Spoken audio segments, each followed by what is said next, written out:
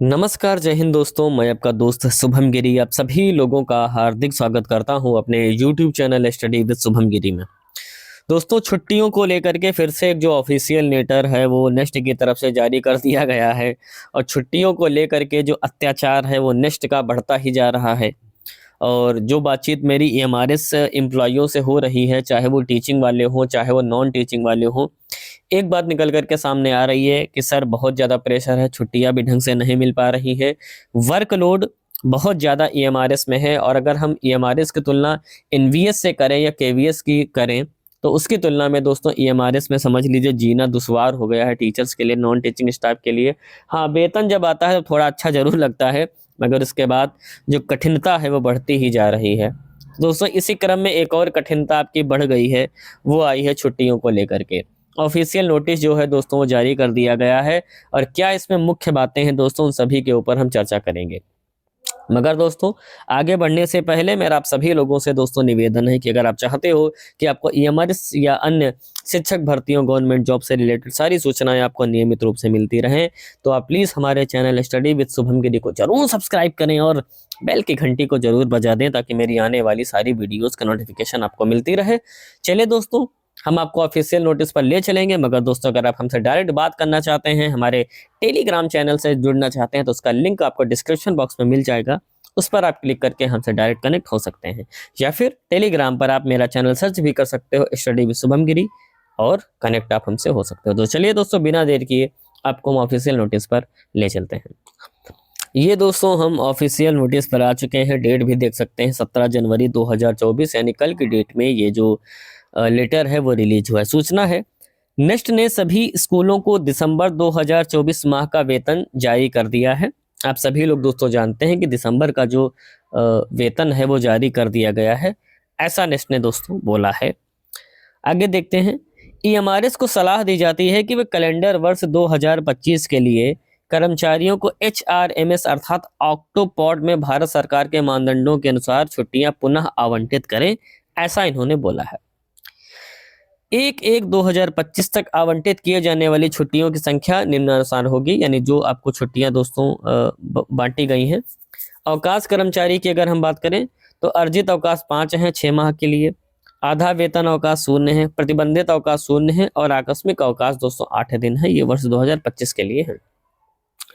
अगर गैर अवकाश कर्मचारियों की बात करें तो फंड लीव 15 दिन है 6 महीने के लिए, अर्ध वेतन अवकाश 10 दिन है, प्रतिबंधित अवकाश 2 दिन है और आकस्मिक अवकाश आपके 8 दिन है।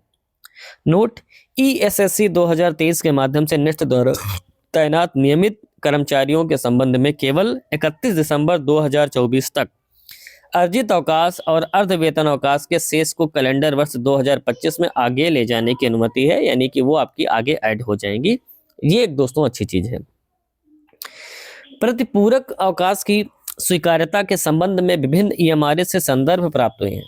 इस संबंध में यह भी स्पष्ट किया जाता है कि छुट्टी के दिन सौंपे गए और किए गए कार्य के लिए प्रतिपूरक अवकाश केवल प्रिंसिपल और उप प्रिंसिपल को छोड़कर गैर अवकाश कर्मचारियों को ही दिया जाता है।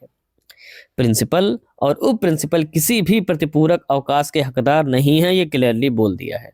इसके अलावा प्रतिपूरक अवकाश केवल तभी दिए जाते हैं जब छुट्टी के दिन आपातकालीन ड्यूटी करने के लिए गैर अवकाश कर्मचारियों को दोस्तों बुलाया जाता है। यह भी इन्होंने स्पष्ट कर दिया है। यह भी स्पष्ट किया जाता है कि गैर अवकाश कर्मचारियों को केवल आपातकालीन स्थिति में ही छुट्टी के दिन ड्यूटी के लिए बुलाया जाना चाहिए, यानी जब बहुत ही ज्यादा इमरजेंसी हो और सक्षम प्राधिकारी द्वारा पूर्व लिखित आदेश जारी किए जाने चाहिए। लंबित नियमित कार्य करने के लिए प्रतिपूरक अवकाश की अनुमति नहीं है। यह भी स्पष्ट किया जाता है कि परिवीक्षा अवधि के दौरान, यानी जो आपका 2 साल का जो प्रोविजन पीरियड है, कि अर्जित अवकाश और अर्थ वेतन अवकाश का लाभ उठा सकते हैं। यदि कर्मचारी ने पिछले महीने में बिना वेतन अवकाश असाधारण अवकाश लिया है, भले ही वह अवकाश कर्मचारी के खाते में उपलब्ध हो, तो ऐसे अवकाश का लाभ उठाने के बाद कार्यालय में कार्यभार ग्रहण की तिथि से 30 दिनों के भीतर भारत सरकार के मानदंडों के अनुसार समायोजन की अनुमति। पॉइंट नंबर 6 पर दोस्तों चलते हैं। यदि अवकाश अवधि के दौरान अवकाश कर्मचारियों को संगठन के हित में कार्य करने के लिए तैनात किया जाता है तो निम्नलिखित मानदंडों के अनुसार आनुपातिक अवकाश जमा किया जाएगा, यानी उसका लाभ दोस्तों मिलेगा।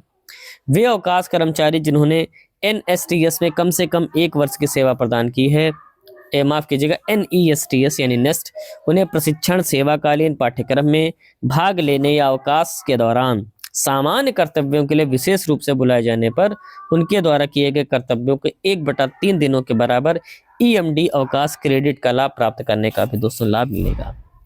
अवकाश के दौरान किए गए कार्य के बदले अर्जित अवकाश 30 दिन तक सीमित होना चाहिए, जिसमें वर्ष के दौरान नियमित रूप से अर्जित 10 दिन का अवकाश भी शामिल होना चाहिए।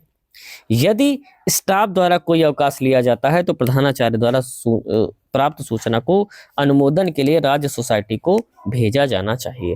तो ये दोस्तों छुट्टी से संबंधित जो भी अपडेट थी ये हमने आपको दे दी है।